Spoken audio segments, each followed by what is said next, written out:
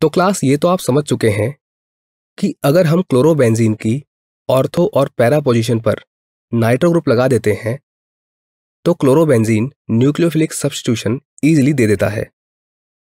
तो आइए समझते हैं कि क्लोरोबेंजीन के ऑर्थो पैरा या मेटा पोजीशन पर नाइट्रो ग्रुप लगाने का क्या इफेक्ट पड़ता है। इसमें हम सबसे पहले बात करेंगे उस कंडीशन की जब हमने ऑर्थो पोजीशन पर नाइट्रो ग्रुप लगाया है। तो क्लास ये है OH- जो कि बेस से आता है और ये है क्लोरोबेंजीन का वो स्ट्रक्चर जहां पर हमने ऑर्थो पोजीशन पर नाइट्रो ग्रुप लगा रखा है। तो क्लास ये जो OH- है अगर ये सब्स्टिट्यूशन के लिए रिंग पर अटैक करता है तो ये पाई बॉन्ड यहां पर इलेक्ट्रॉन डेंसिटी को बढ़ा देगा जो कि स्लो स्टेप होगा और हमें ये स्ट्रक्चर मिलेगा। अब क्लास ये नेगेटिव चार्ज यहां पर पाई बॉन्ड फॉर्म करेगा यानी कि कार्बन और नाइट्रोजन के बीच में, जिससे नाइट्रोजन और ऑक्सीजन का पाई बॉन्ड ब्रेक होगा और इलेक्ट्रॉन डेंसिटी ऑक्सीजन की तरफ मूव हो जाएगी, जिससे हमें ये स्ट्रक्चर मिल जाएगा।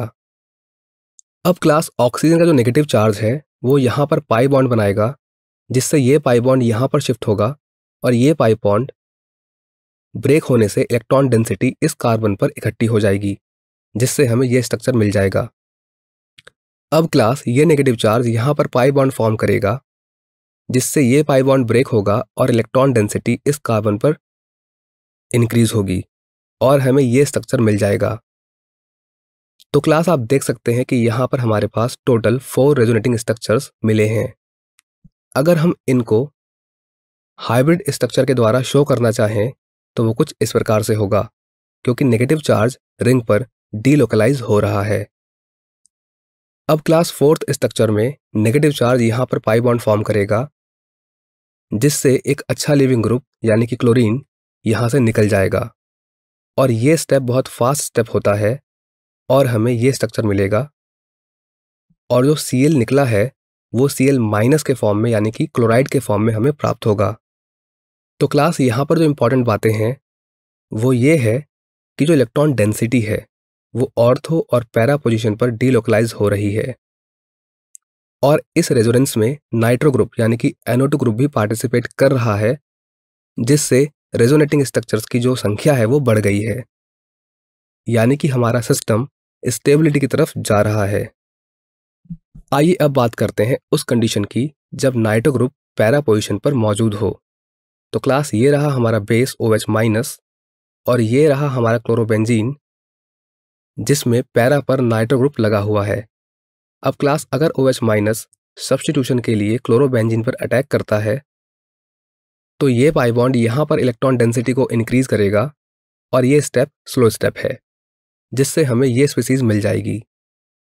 अब क्लास ये जो नेगेटिव चार्ज है ये यहाँ पर पाई बॉन्ड फॉर्म करेगा, जिससे ये पाई बॉन्ड ब्रेक होगा और नेगेटिव चार्ज इस कार्बन पर इकट्ठे हो जाएंगे और हमें ये स्ट्रक्चर मिल जाएगा। अब क्लास ये नेगेटिव चार्ज कार्बन और नाइट्रोजन के बीच में पाई बॉन्ड फॉर्म करेगा, जिससे ऑक्सीजन का जो पाई बॉन्ड है N के साथ वो ब्रेक होगा और इलेक्ट्रॉन क्लाउड ऑक्सीजन की तरफ मूव होगा और हमें ये स्ट्रक्चर मिल जाएगा।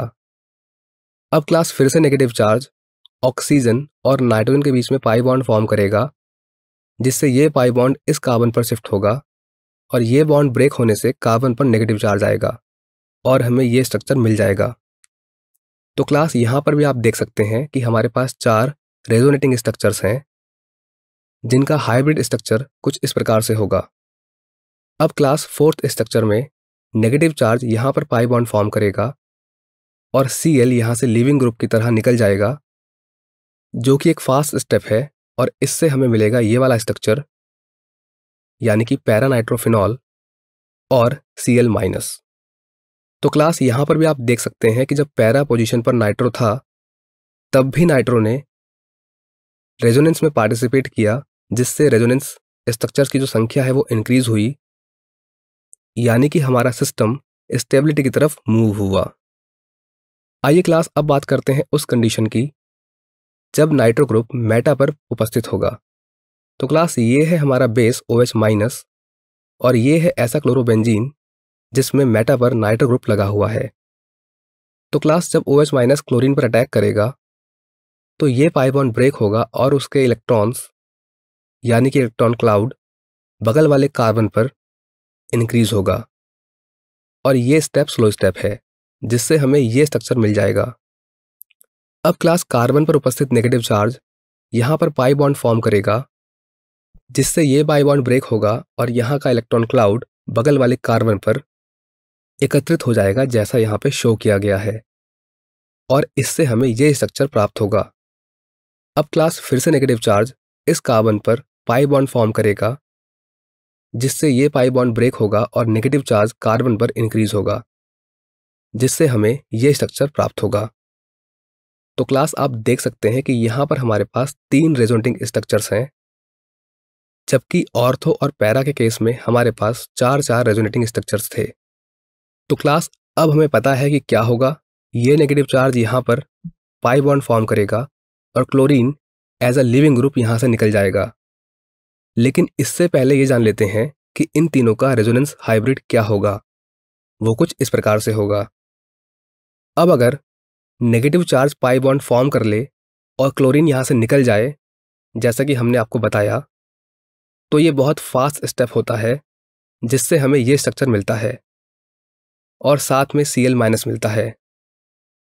तो क्लास यहाँ पर सबसे बड़ा अंतर यही है कि अगर NO2 मेटा पोजीशन पर होता है तो वो रेजोनेंस में पार्टिसिपेट नहीं करता है, जिससे रेजोनेटिंग स्ट्रक्चर्स की जो संख्या है वो कम हो जाती है, या यूं कहें कि स्टेबिलिटी भी कम रहती है। जबकि ऑर्थो और पैरा के केस में स्टेबिलिटी ज़्यादा होती है। और यही कारण है कि अगर नाइट्रो ऑर्थो और पैरा पर लगा हो तो वो क्लोरोबेंजीन की reaction towards nucleophilic substitution increase कर देता है।